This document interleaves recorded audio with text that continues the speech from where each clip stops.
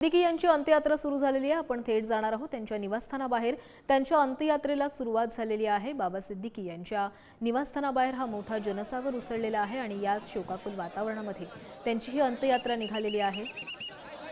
मोठा पोलिसांचा बंदोबस्त देखील तैनात करण्यात आलेला आहे। तर ही लाईव्ह दृश्य आपण बाबा सिद्दीकी यांच्या निवासस्थानाबाहेरची बघतोय। त्यांच्या अंत्ययात्रेला सुरुवात झालेली आहे। मरीन लाईन्स येथील बडा कब्रस्तान या ठिकाणी त्यांचा दफनविधी पार पडेल। या ठिकाणी मोठा पोलीस बंदोबस्त देखील तैनात करण्यात आलेला आहे। असूनच बाबा सिद्दीकी यांचे समर्थक मोठ्या संख्येने आलेले आहेत। आता त्यांच्या अंत्ययात्रेमध्येही मोठ्या संख्येने समर्थक सहभागी झालेले आहेत। बाबा सिद्दीकी यांच्या हत्येने सर्वांनाच मोठा धक्का बसलेला आहे। सिद्दीकी कुटुंबासह त्यांच्या सर्व समर्थकांना हा मोठा धक्का मानला जातोय। काल बाबा सिद्दीकी यांची हत्या करण्यात आली, त्यांच्यावर गोळीबार करण्यात आला होता। या गोळीबारानंतर त्यांना उपचारासाठी रुग्णालयामध्ये दाखल करण्यात आलं, मात्र उपचाराआधीच त्यांचा मृत्यू झाला। आणि या बातमीनंतर अनेक सेलिब्रिटी असतील, अनेक राजकीय नेते असतील यांनी सिद्दीकी कुटुंबाची भेट घेतली आणि त्यांचे सांत्वनही केले। तर मोठ्या संख्येने समर्थक या अंत्ययात्रेमध्ये सहभागी झालेले आहेत। मरीन लाईन्स येथील बडा कब्रस्तान या ठिकाणी त्यांचं दफनविधी पार पडेल। अंतिम दर्शन घेण्यासाठी समर्थकांचा जनसागर उसळलेला आहे आणि या अंत्ययात्रेमध्ये देखील मोठ्या संख्येने समर्थक सहभागी झाले। काही वेळापूर्वीच आपण पाहिलेलं होतं, वडिलांचं अंतिम दर्शन घेण्यादरम्यान जिशान सिद्दीकी हे भावुक झालेले होते, त्यांना अश्रू अनावर झालेले होते। आपल्या वडिलांच्या जाण्यानं त्यांना मोठा धक्का बसलेला आहे। तर आता ही अंत्ययात्रा काही अंतरापर्यंत पोहोचली आणि त्यानंतर आता या ॲम्ब्युलन्समधून त्यांचं पार्थिव जे आहे ते मरीन लाईन्स येथील बडा कब्रस्तान इथे नेलं जाणार आहे आणि त्यानंतर तिथे देखील त्यांचा दफनविधी पार पडेल। बडा कब्रस्तान या ठिकाणच्या परिसरामध्ये देखील मोठा बंदोबस्त तैनात करण्यात आलेला आहे। तिथे देखील मोठ्या संख्येने कार्यकर्ते एकवटलेले आहेत आणि आता ही ॲम्ब्युलन्स बाबा सिद्दीकी यांचं पार्थिव घेऊन बडा कब्रस्तानच्या दिशेने रवाना होईल।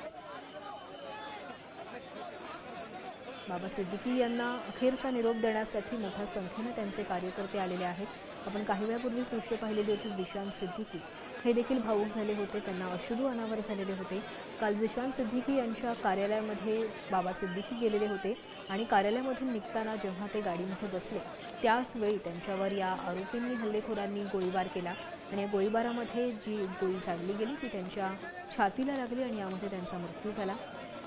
या घटनेतील दोघा आरोपींना पकडण्यात आलेलं आहे, त्यांची चौकशी देखील सुरू आहे। त्यातील एकाला 21 तारखेपर्यंत पोलीस कोठडी सुनावण्यात आलेली आहे। तर उर्वरित जो एक आरोपी आहे त्याचा शोध घेण्यासाठी पोलिसांची पथकं देखील तैनात करण्यात आली आहे। आज सकाळपासूनच राष्ट्रवादी काँग्रेसच्या नेत्यांनी असतील, काँग्रेसच्या नेत्यांनी देखील बाबा सिद्दीकी यांचं अंत्यदर्शन घेतलेलं आहे। बाबा सिद्दीकी बऱ्याच काळापासून काँग्रेसमध्ये होते आणि त्यानंतर त्यांनी काँग्रेसमधून बाहेर पडत अजित पवारांच्या राष्ट्रवादीमध्ये प्रवेश केलेला होता।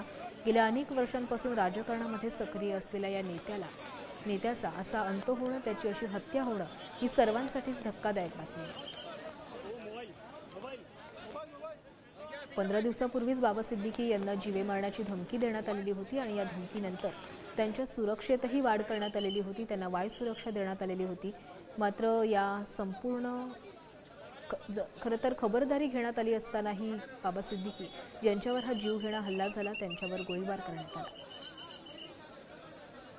बाबा सिद्दीकींची अंत्ययात्रा निघालेली आहे। रुग्णवाहिकेमधून त्यांचं पार्थिव हे मरीन लाईन्स येथील बडा कब्रस्तान इथे नेलं जाणार आहे आणि तिथे त्यांचं दफनविधी पार पडेल।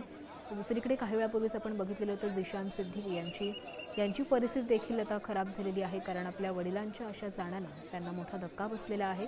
त्यांना अश्रू अनावर झालेले आहेत, ते भावुक झालेले आहेत। त्यांच्यासोबतच जे बाबा सिद्दीकी यांचे जवळचे असे काही कार्यकर्ते असतील, समर्थक असतील, हे देखील भावुक झालेले आहेत।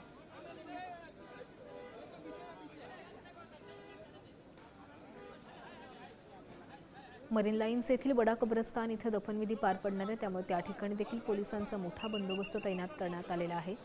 लॉरेन्स बिश्नोई गँगनं बाबा सिद्दीकी यांच्या हत्येची जबाबदारी स्वीकारलेली आहे। त्यांनी लॉरेन्स बिश्नोई गँगकडून एक पोस्ट करण्यात आलेली आहे आणि या पोस्टमध्ये त्यांनी बाबा सिद्दीकी यांच्या